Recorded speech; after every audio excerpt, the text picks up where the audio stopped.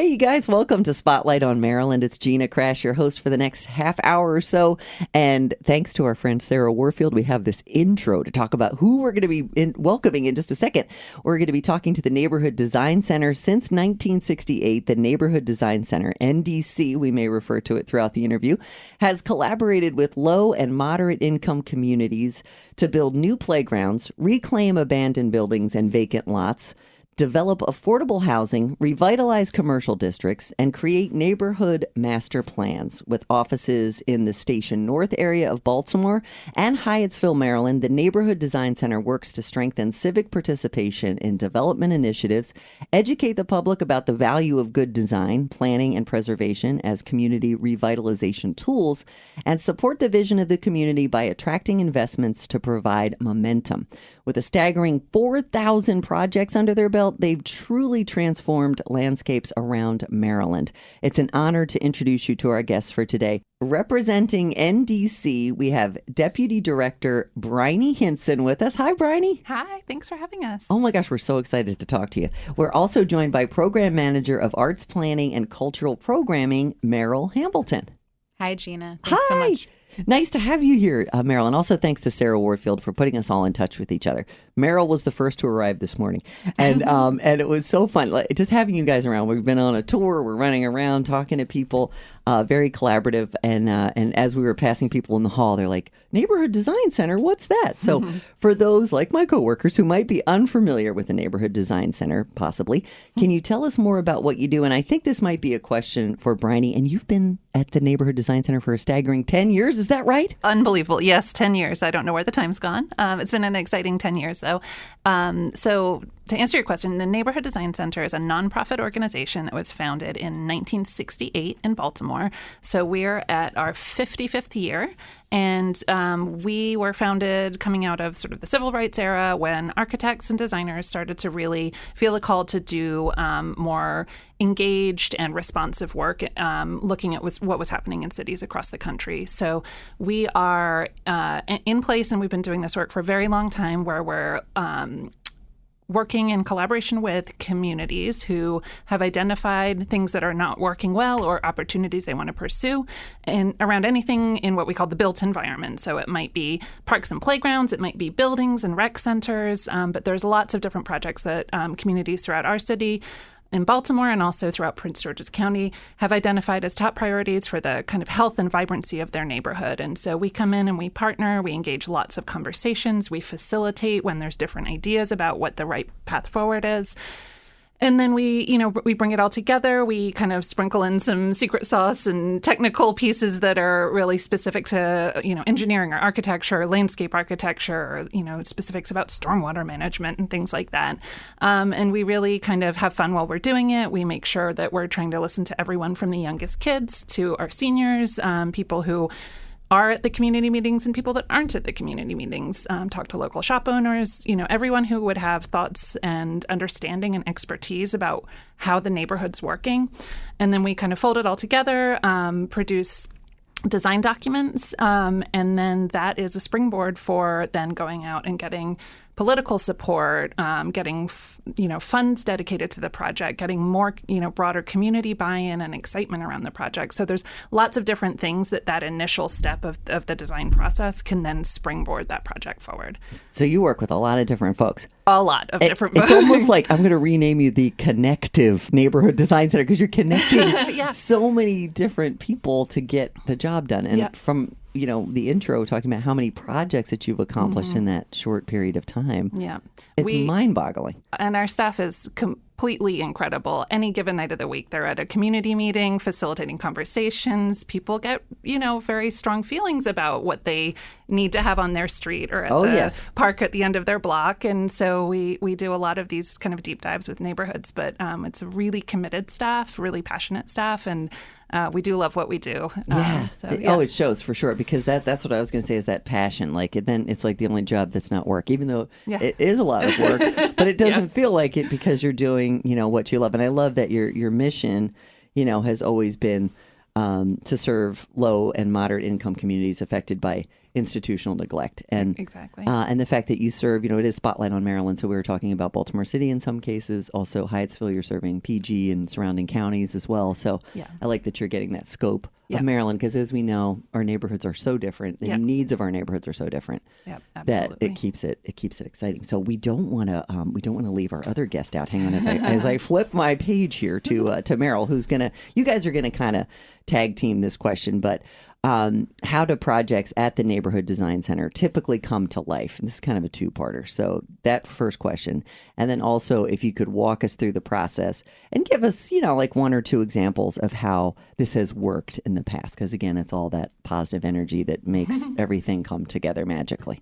Sure. Yeah, I can definitely take a shot at that. So we have a program at NDC called Community Design Works, which is basically our sort of original and core program where we partner with community groups to work on projects in the built environment. And those are typically volunteer-supported projects. So we would have a community group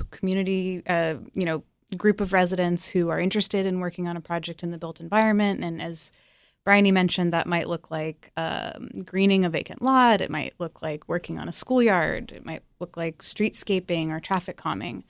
That group would approach Neighborhood Design Center. If it's a good fit and we feel like they meet the standard of low to moderate income, we would then bring them into our Community Design Works track, and we would meet with that group of residents to understand, what is the vision for this project? What are the kind of values that the group wants to hold in the process of kind of visioning this space and coming up with a design for this space? And then who are the stakeholders? Who are the key stakeholders? So who needs to kind of be at the table to help us understand what this space might look like? Who needs to kind of be asked what they think? Who needs to be informed? Kind of we're helping walk community partners through all of those steps to make sure that the groundwork is laid to actually make these projects happen. And then once that kind of scope of the project is clear, we would then go out to our volunteer network, which is made up of hundreds of amazing professional designers throughout Maryland. And we would kind of do a matchmaking process where, let's say it's a landscape project, we might be looking for a landscape architect. If it was a planning project, a planner, we would bring that volunteer group in to meet with the community partner, and then the design process starts. And as Briony mentioned, there's a process of visioning and then community engagement where we might host meetings and kind of ask for feedback from a broad audience about what a space could look like, how it might work, what's working, what's not.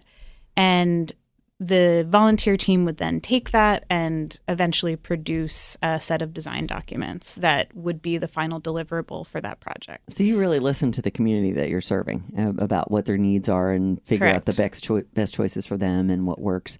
And you mentioned designers. Do you have them at your disposal and they will be sort of deployed, if you will, on certain projects? Or how can someone who might be listening to this program that is a designer that's not involved with you, how do they contact you? And then how do the people that you help in the neighborhoods, how do they contact you initially? Is that as simple as the website, social media, or is there, a kind of a process to it all? How do you get involved with it? Definitely. For both community partners who have a project in mind, if you're within Baltimore City or Prince George's County, they would be eligible for this Community Design Works. And beyond, in areas beyond that, we also have services that we can just talk directly to figure out which program or how we might be able to work with them. For volunteers, so anybody who would have a project to collaborate with us on the website, there's listed different program directors who to contact. So the website is www.ndc-md.org. And then for potential volunteers, anyone who is, let's say, a landscape architect, social designer, public art professional, sort of a huge range of different volunteers are needed.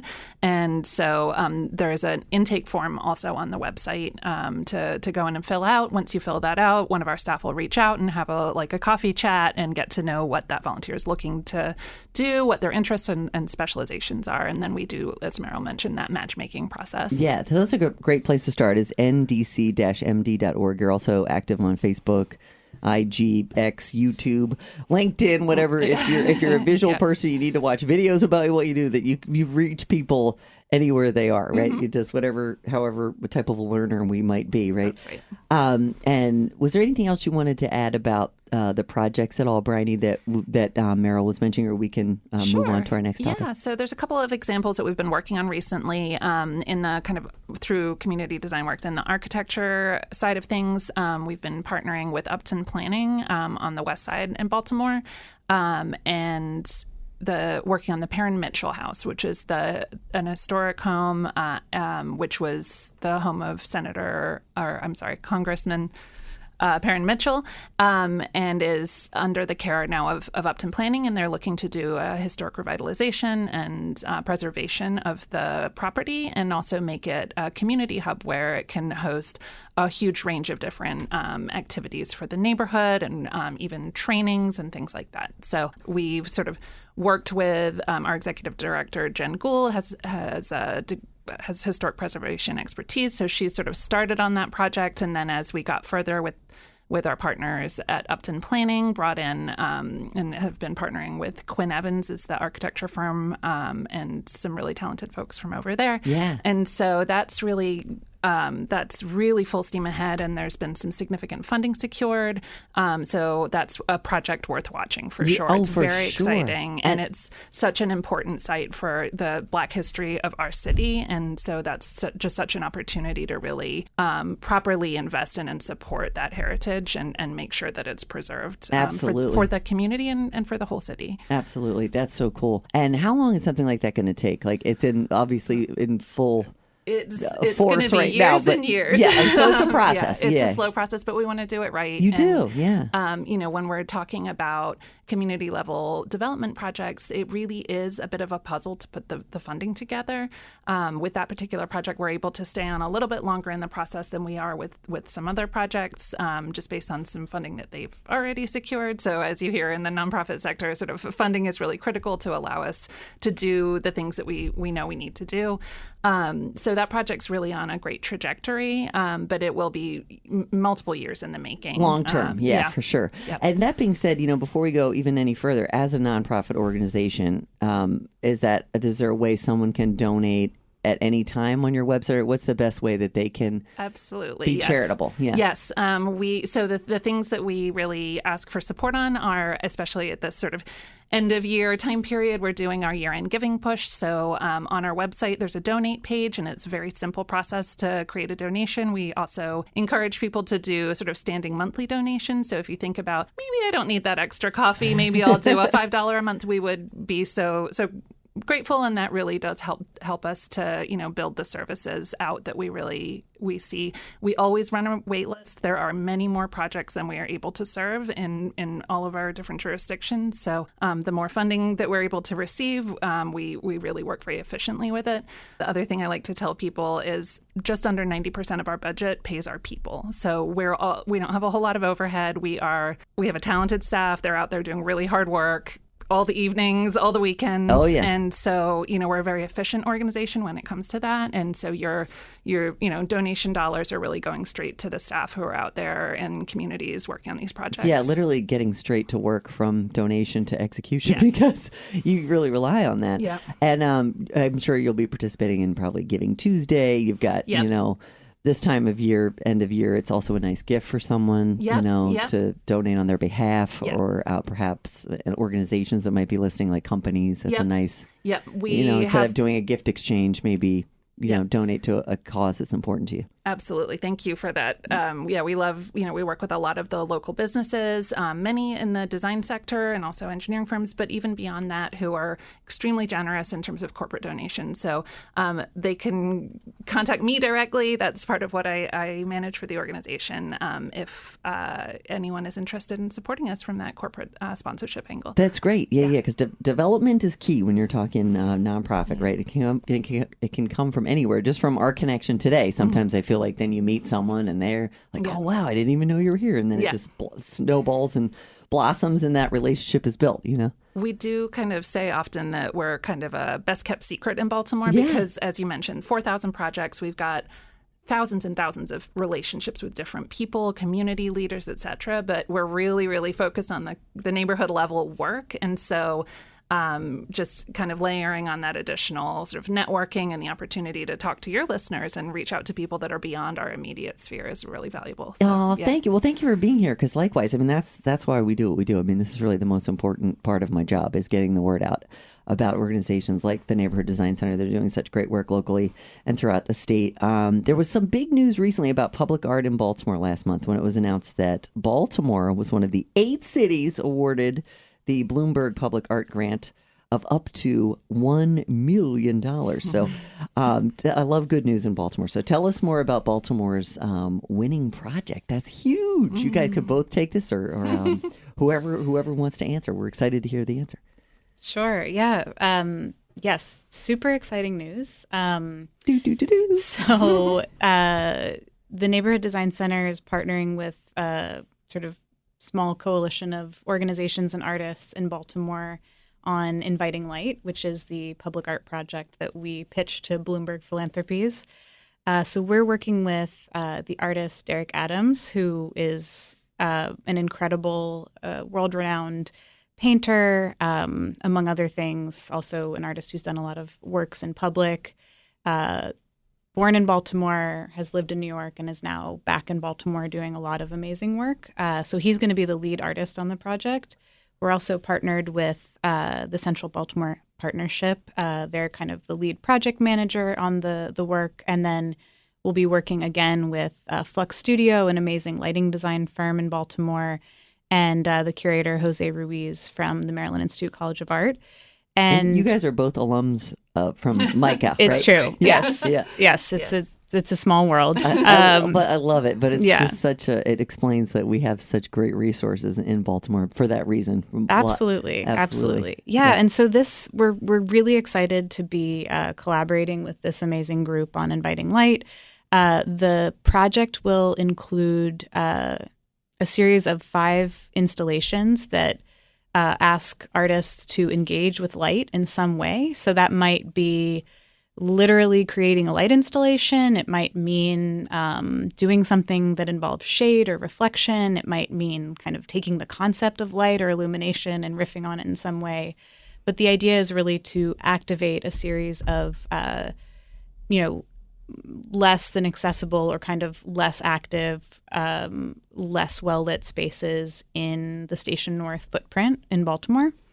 So Derek is going to be leading the curatorial process with the 5 artists at those sites, and then collaborating with Glenn Schrum of Flux Studio to figure out kind of the technical aspect of what bringing light to those spaces might look like. And Glenn has an amazing, sort of eye for how to light spaces in an interesting manner. He's worked on the Parkway Theater. He worked on the Baltimore Museum of Art. He's working on Penn Station. So anywhere you see a beautifully lit space in Baltimore, it's likely to be Flux Studio. And we've worked with Glenn before, so super excited to kind of see how creative light can bring activation to these spaces. And kind of a core value that we are bringing into the Inviting Light project is really thinking about access at these sites. So not just how to light them up for, tourists or passersby, but also like who are the core stakeholders in this footprint who are needing public spaces.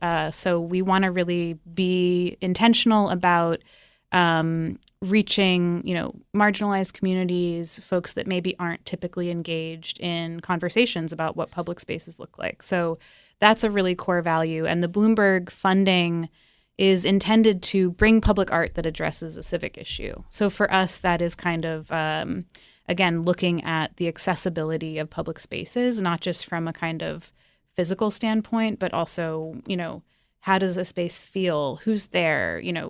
Who feels welcome? Yeah. So we're really looking at trying to activate sites in that way with amazing public art. Yeah. And so it's accessibility. It's welcoming. It means, it's serving the community that it's in.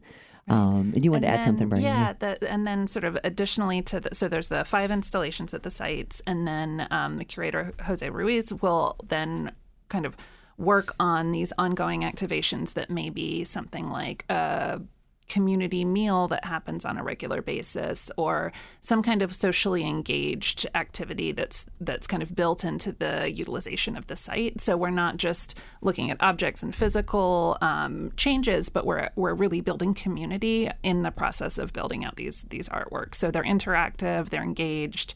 And so we just can't wait. I think you can probably tell to see where this goes. Enthusiasm, I love it. And you're going to be doing, if all goes to schedule, which you probably will, kicking off with an event in early March 2024. Is that something that will be open to the public, or it'll be reported? Absolutely. Oh, yes, awesome. yes. That will definitely be a public event. We don't know quite the shape of it yet. Yeah, but that's okay. It's absolutely will be open to the public. Well, you know what? I think we're going to have you both back to talk more about it as we get more details, right? Very happy to come back. Yeah, because that's really cool. It's just visually stunning as well. And I just can't wait to see what you're working on. That's great.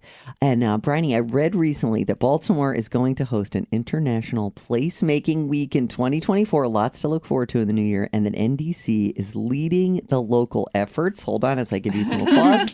Can you please tell us more about placemaking and what that conference will look like? Absolutely. So yeah, it's been a big news moment for us recently. Yeah, I'll say. We've just, coming out of the pandemic, it just seems like there's exciting opportunities, and we've been really fortunate to secure both the Bloomberg opportunity and then also Placemaking Week. So June 4th to 8th, 2024, we're partnering with an organization called the Project for Public Spaces, and they host International Placemaking Week. So it's an event that happens every other year around the world. It's happened in Amsterdam, Chattanooga, Tennessee, a range of different places. And close to 500 people is what we're anticipating will be coming from, international, national, and regional practitioners of placemaking. And placemaking is really a lot about all of the things we've been talking about. How do neighborhoods and places really support the activities that make, ensure health and vibrancy for the residents there. And so we're looking at, there's a lot of different terminology around placemaking. There's creative placemaking, there's transformative placemaking, community placemaking, placekeeping. And so those are all the conversations we can't wait to dig into with those practitioners, those experts from around the world, and also really ensuring that we're highlighting the talent and the efforts and the amazing projects that we have right here in Baltimore. So it's going to be this beautiful opportunity to make that sort of cross-connection and cross-pollination between sort of a global movement and then the talent that we know Baltimore has and that we can't wait to show off. Oh my gosh, that's so great. And placemaking, I wasn't familiar with that term, but I'm glad there is a term to describe. It's kind of an easier way to describe kind of a lot of what we've been talking about. Placemaking, but also placekeeping, which is important as well. Very important. Yeah, for sure. Merrell, is there anything you wanted to add to that you're also excited about that upcoming project? Yeah, I mean, I think as Briony mentioned, the concept of placemaking is kind of complex and encompasses a lot of different practices, everything from the kind of grassroots community-led version to, development organizations or development companies sort of doing placemaking from the top down. So I think one of the things we're excited about with Placemaking Week is really trying to understand what placemaking, placekeeping looks like in Baltimore. Who's doing the work? How do they describe what they do? Where does placemaking end and placekeeping begin? I think we're really interested in trying to, understand the nuances there and learn from our amazing community partners who we've been working with over the years, sort of how they do this work. And I think, as I understand it, one of our goals for Placemaking Week, as Briony said, is really kind of letting our community partners talk about their work and like offering this platform as a way to share the amazing work that's already happening in Baltimore, which is, we're about to go into a meeting where we're brainstorming what some of these workshops might look like. And already there are just, so many examples of incredible grassroots work happening at the community level. So I think the fact that we have the opportunity to offer this international audience to people who've been doing really hard work for decades is super exciting. It's huge. Oh my gosh. I'm so glad that can be on display. And some of the kind of the range of things that we know we're going to dig into include there's really interesting reparative like land practices in urban agriculture and sort of collaborative housing, land trusts and things like that. Baltimore's leading the way. Our creative community, as we talked about with the Bloomberg opportunity, also absolutely top notch. We're looking at things also like we're a waterfront city, we're a port city. So what does the next phase of waterfront look like? I know that's been grabbing a lot of headlines, but we're thinking, Place and all that. Then thinking about that also along environmental lines, the reimagined Middle Branch. We're also thinking about the Highway to Nowhere and inequitable infrastructure and all of the legacy of prior planning that we're experiencing in all the neighborhoods. So a lot of different topics and a lot to dig into. But, and they're all really important. Yeah. Everyone you just mentioned is worth our time, and your hard work. It's incredible. And I'm sure that we can be a beacon of, not only in Baltimore and Maryland and Hyattsville and PG County, but sort of to hear from other cities, often in metropolitan areas, that kind of use you as a model about how it's working here and how you can help other areas across the country. Yeah, we have really tried to share our resources and our methodology broadly. So, for example, during the pandemic, we worked on a project with the mayor's office called Design for Distancing, where we brought together a broad range of collaborators from folks in the city Department of Public Works, the Liquor Board, Johns Hopkins Public Health, to try to understand how we could create a set of guidelines for creating safe public spaces for gathering during the pandemic. And we published a guidebook of those best practices, and we made that available for anyone in the world to download. And so that has made the rounds. It's been in many countries, downloaded by hundreds of people. So I think we want to continue to share our work in that way. Absolutely. I love it. And people have to go no further than ndc-md.org, which is your website, social media channels. I want to thank you both so much for joining us today. We've learned so much. Thanks to NDC's Deputy Director, Briony Hynson, and Merrell Hambleton, the Program Manager of Arts Planning and Cultural Programming. Thank you both for joining me today. Thank you so much. Thank you so much, Gina. It was a pleasure. It was so fun. And you guys, thanks for listening. This has been a production of Odyssey Baltimore.